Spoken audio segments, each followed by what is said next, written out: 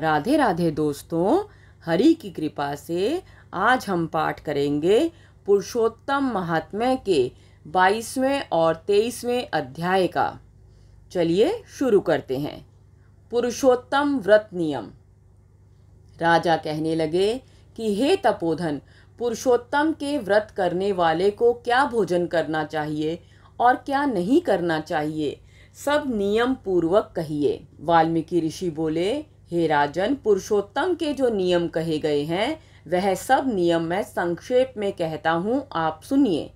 पवित्र होकर पुरुषोत्तम मास में गेहूँ, चावल, मिश्री, मूंग, जौ, तिल, मटर, अदरक, शाक, ककड़ी, केला, सेंधा नमक, दही, घी, मक्खन, आम, हरद, पिप्पल, जीरा, सौंठ, इमली, सुपारी, इलायची, आंवला लेना चाहिए तथा बिना तेल के पकाए हुए यह सब भोजन कहे गए हैं।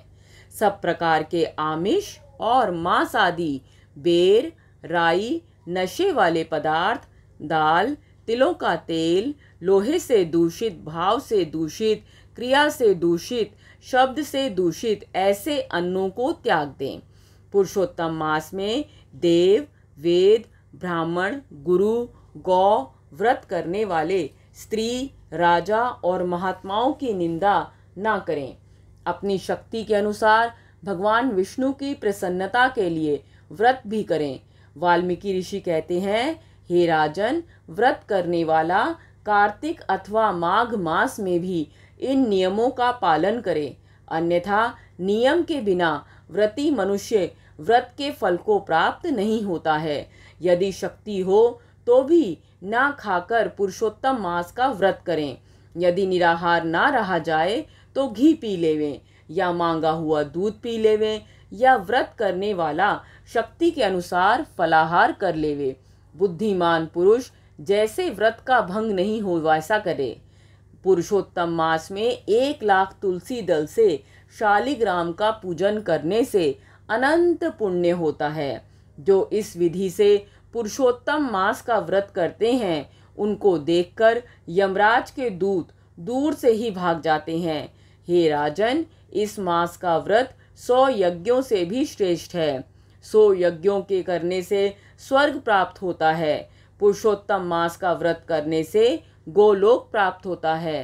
पृथ्वी में जितने तीर्थ हैं और क्षेत्र हैं वे सब पुरुषोत्तम मास का व्रत करने वाले के शरीर में वास करते हैं। धन्यवाद। राधे राधे। अब हम पाठ करेंगे 23वां अध्याय, दृढ़ धिन्वा उपाख्यान। राजा ने कहा, हे मुनि श्रेष्ठ, पुरुषोत्तम मास में दीप दान का क्या फल है, सो आप कृपा करके मुझसे कहिए। वाल्मीकि ऋषि बड़े हर्ष से कहने लगे, भाग्यनगर में चित्रबाहु नाम का राजा राज्य करता था। वह सत्य, प्रतिज्ञा वाला, बुद्धिमान, शूरवीर, क्षमाशील, सब धर्मों को जानने वाला, शील रूप, दया से युक्त, पूजनीय भगवान का भक्त था।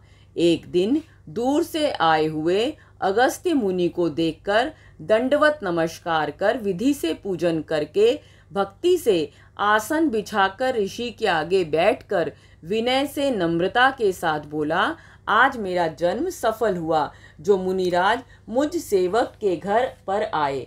फिर सिर झुकाकर राजा हाथ जोड़कर कहने लगे, महाराज, यहाँ बहुत सी लक्ष्मी और अकंटक राज्य कैसे हुआ मेरे यहाँ, और यह पतिव्रता स्त्री कैसे प्राप्त हुई मुझको? मैंने ऐसा कौन सा अच्छा कार्य किया था? यह सब कृपा करके मुझसे कहिए।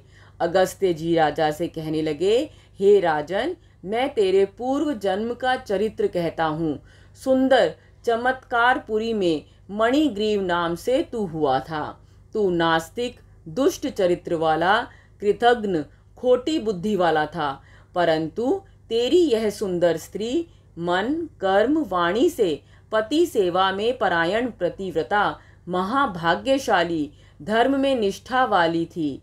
तू पाप कर्म करने वाला, जाति वाले और भाई बंधुओं से त्यागा हुआ था। क्रोधी राजा ने तेरा सब उत्तर धन छीन लिया, फिर जो कुछ बचा वह जाति के लोगों ने छीन लिया। सब धन के चले जाने पर तुझको बड़ा क्लेश हुआ। धन के नाश होने पर, अत्यंत उद्विग्न मन हो जाने पर भी इस पतिव्रता स्त्री ने तेरा त्याग नहीं किया। हे राजन, इस प्रकार उस वन में तू रहता था। एक दिन मणिग्रीव धनुष उठाकर मृग के मांस के लिए बहुत से सिंह मृगों से भरे हुए वन को गया। उस मनुष्य रहित वन के मार्ग में उग्रदेव के नाम से प्रसिद्ध एक मुनि दिशा भूलकर दोपहर होने से अत्यंत पीड़ित मूर्छित होकर वहां गिर पड़े। तब उस मार्ग के भूले हुए दुखित ब्राह्मण को देखकर तेरे मन में दया उत्पन्न हो गई और तू उसको उठाकर अपने आश्रम में ले आया। तुम दोनों स्त्री पुरुषों ने इस उग्रदेव की अत्यंत सेवा की।